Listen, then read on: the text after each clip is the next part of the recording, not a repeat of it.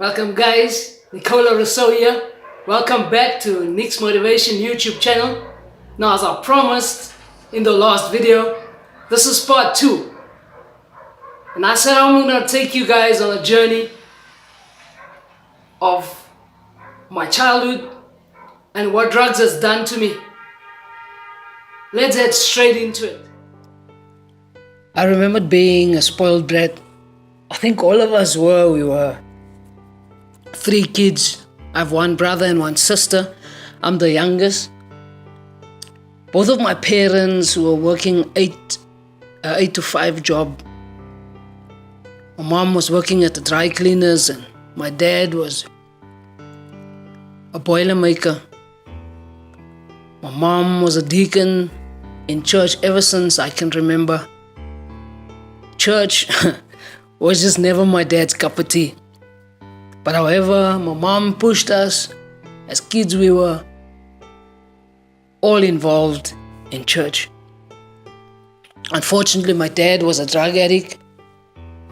And I remember Monday nights, it was prayer night. And when it was my turn to pray, I prayed for the shack to burn down where my dad was smoking in every night. Despite of all of this, my dad, my mom, my parents were good parents. They were the best and they just wanted the best for us. Morning times, I would jump in between them, catch up and get some love and check how they slept, etc. In the evening when they on their way home, I couldn't wait for them to arrive. As kids, we were blessed, we were short of nothing. My eldest sister was a bit of an introvert, very quiet, always to herself. She didn't have a lot of friends, but she was a very hardworking girl. I was like my brother, the outgoing type, the mingling type, if you know what I mean, fearless. I'd like to dress like him. Yes, I was the Tom girl, played sports with the boys in the street, soccer, rugby, cricket, you name it. Our house was the lighthouse. All the kids used to come over. And I'm not meaning to take a brag, but we were one of the most, or one of the first people to have the dish in our neighborhood. My parents thought that this dish was attracting the kids, and that's why the house was a lighthouse. Meanwhile, we were catching on big people's things when we were home alone. So the truth of the matter was, there was nobody to supervise that we get to school in the morning. And also, we had too much free time after school until my mom or parents get home. And this was my biggest gateway, experimenting with drugs and alcohol.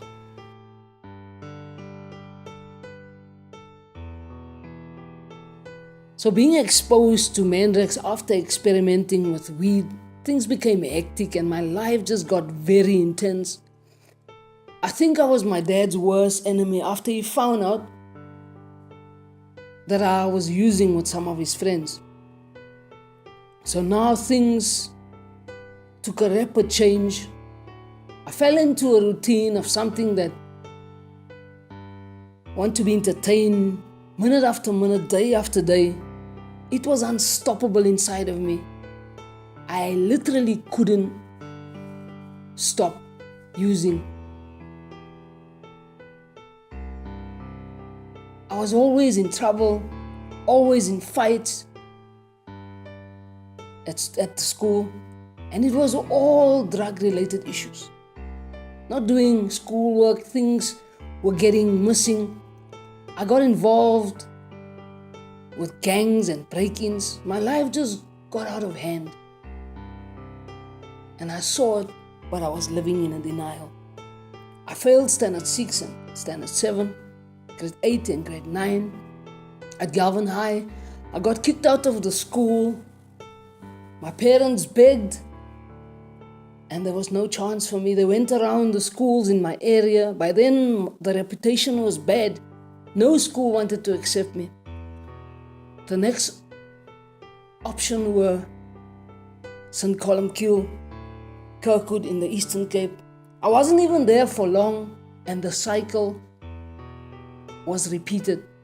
And the next stop was Cape Town, Grassdale. The same thing happened, a repeat. This was my life. Unfortunately, it was something that I brought on myself. The truth was that change doesn't lie anywhere in the world. It's been proven that change lies within me. A whole lot of money wasted, a whole lot of hearts were broken. And there I went right back home. And after all the above experiences, I was acting like it wasn't my fault. I was walking around like the world did something to me. I still didn't want to take this responsibility for my actions. Me and my drug became a love affair. I lived for it. It only lasted for a few minutes, but I was bold enough to renew the chase, to maintain the habit every single time. It was pricey, but this was the one thing that kept me going. Not even the love that I had for my parents could destroy this love. I made the choice to leave a warm home, a warm bed, clean clothes every day, a warm plate of food, to live a cycled life on the streets of getting up in the morning, drugs, rob, break in and steal. From here, it couldn't go well with me.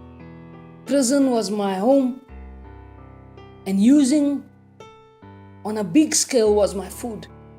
I remember my mom always blamed the guy that introduced me when I was only a little girl of 11 years old. But yet, he wasn't even in the picture. No one was in the picture for that matter. The truth was that I've become a greedy glutton. I ended up sitting in the mirror lighting myself. I lost myself and my family. And the truth was that my family lost a daughter. Look, the way I was operating, there was only two ways out. Either death or life in prison. Yes, change popped up now and again, but the penetration strength was too weak, or the wall that the drug had built around me were too strong, either of the two. There were days that I wanted out, but the soul tie was too hard to be broken. Until one day after 11 years, my mom's prayers got answered. The light bulb went on. The pain of what the drug caused within me was revealed. Now there you have it, guys. It's doable. I'm alive. I came out there victorious. And I want to encourage you, if you're in that boat, hang in there. Encourage yourself. Pick yourself up every day. Tell yourself that you can do it. Now share this video. Subscribe. And click on the bell so that you can get those notifications when new videos are released. God bless you. Until next time.